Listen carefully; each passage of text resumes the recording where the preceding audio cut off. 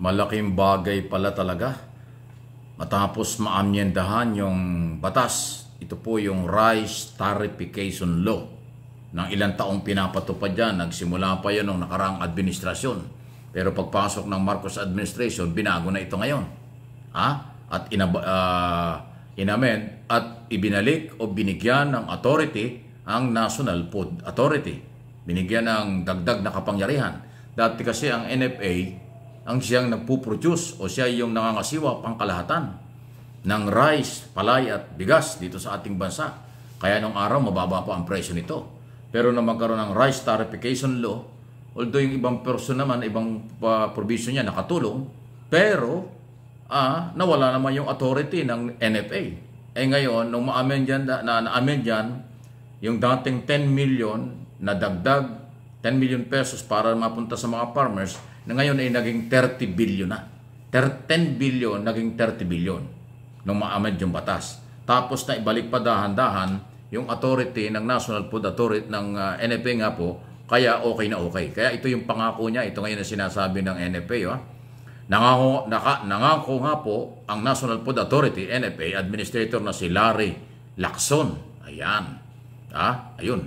Nang papagbubutihin pa nila, ang nang naturang ahensya daw ang pagsisilbi, pag-aayos ng supply, pagpapababa ng presyo ng rice at palay, pagsisikap na mapalakas ang mga farmers at mapabilis ang transportasyon ng mga pangailangan, abono at iba pa ng mga farmers at mas mataas na presyo na kanilang dapat bilhin.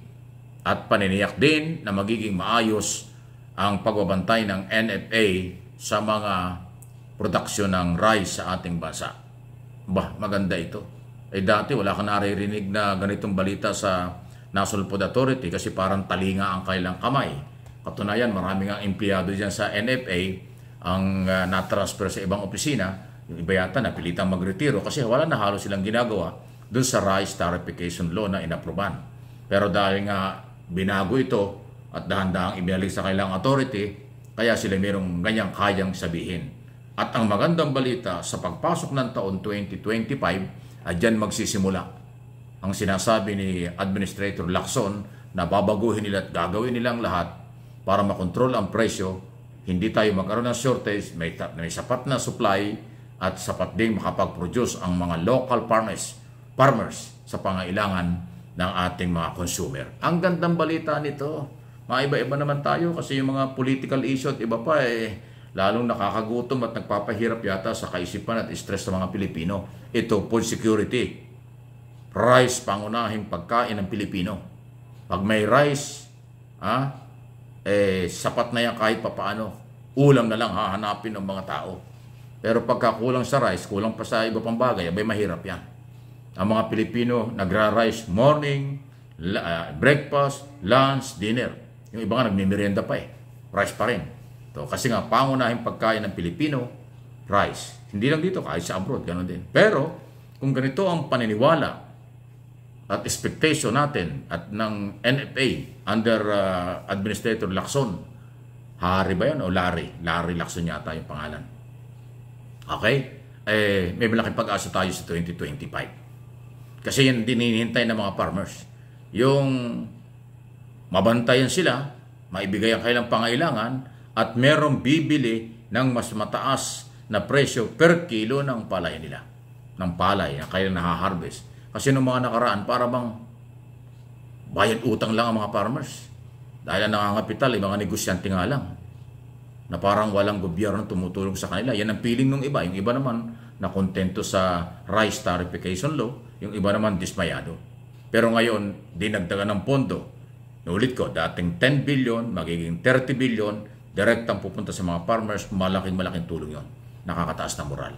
At itong galaw ng NFA, na sila binibigyan muli ng authority, pangasiwaan, bantayan, at tiyakin ang supply, walang shortage, walang overcharge, walang economic sabotage, walang hoarding. Panalo. Ayan ang naging problema natin sa nakaraang mga taon. May nang iipit, may nagtatago, may nag-overprice, merong smuggling, Economic sabotage pa yan. Eh lalo na ngayon, meron tayong bagong batas na laban sa economic sabotage. Dagdag na batas yan na bago. Nadadagdagan din ang penalty, ang kaparusahan sa sino man na mapatunayang involved sa economic sabotage ng bansa. Meron tayong bagong batas niya, kapipirma lang ni Pangulong Marcos.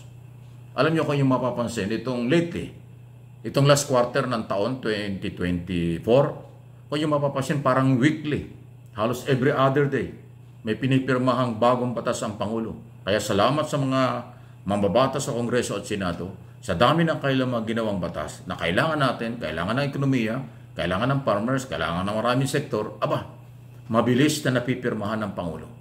Dito nga lang medyo sumabit ng bahagya ang Kongreso sa proposed budget for 2025. Dapat noong December 25 pinirmahan, pero nakita ng Pangulo, Office of the President, na mayroong mga insertion, may mga isiningit na wala sa original proposed budget.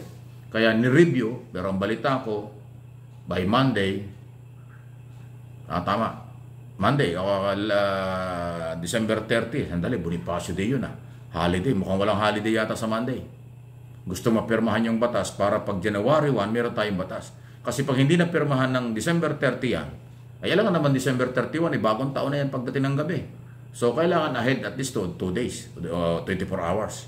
So, ang balita ko, siguradong pipirmahan na sa December 30, Rizal Day, Monday na po yan, at magiging batas. Pero mukhang may mga ibibito, may mga babaguhin, mayroong di-disapprove na ilang provision, especially dun po sa mga biglang paglaki ng pondo ng ibang department na hindi naman dapat dahil sa insertion, isiningit na pondo for project ng mga politician, ng mga politiko. Ganun ang palusot Ay nakita ng Pangulo, hinold. At nilamay ng 3 gabi na o 1 linggo na more or less. Manay ang meeting ng mga economic manager with the President at lahat ng nasisilip na pinagdududahan, nasilip na hindi kasama sa original proposed budget ng Office of the President, baka tanggalin yon, ibito. Napakaganda nun. At least binibigyan. Sabi nga ng Pangulo, mahalaga yung budget. Kaya dapat ang paggagamitan, mahalaga rin. Hindi pwede yung hindi sigurado. Lalo na kung insertion o isiningit lang, hindi talaga para sa nakakarami yan. Para lang sa mga distrito o lugar na merong kaalyadong politiko. Hindi para sa mga may-ari ng pera. Yan ang ayaw ng Pangulo. Gusto ng Pangulo, ang pera ay gamitin sa lahat ng project na makikinabang ang nakakarami. Hindi isang distrito lang. Hindi isang probinsya lang. O isang region lang. Di ba? Ang galing. Kaya tama lang yung mga pag-aamen, pagbabago, at mga bagong batas na inaaproban at pinagtitibay ng Office of the President. So asahan natin, magkaroon ng murang bigas, supply na bigas. Yan ang pangako at sinasabi ngayon ng National Food Authority. Good news ito dahil pagkain ito. Mahalaga ito. Kayo mga OFW, pagka ganitong balita, papaborito doon sa inyong mga sinusustintuhan na inaalaga ang mahal sa buhay, pinapadala ng pera para may pagkain, may panggastos dito sa Pilipinas. Di ba? Please like, share ng ating mga video.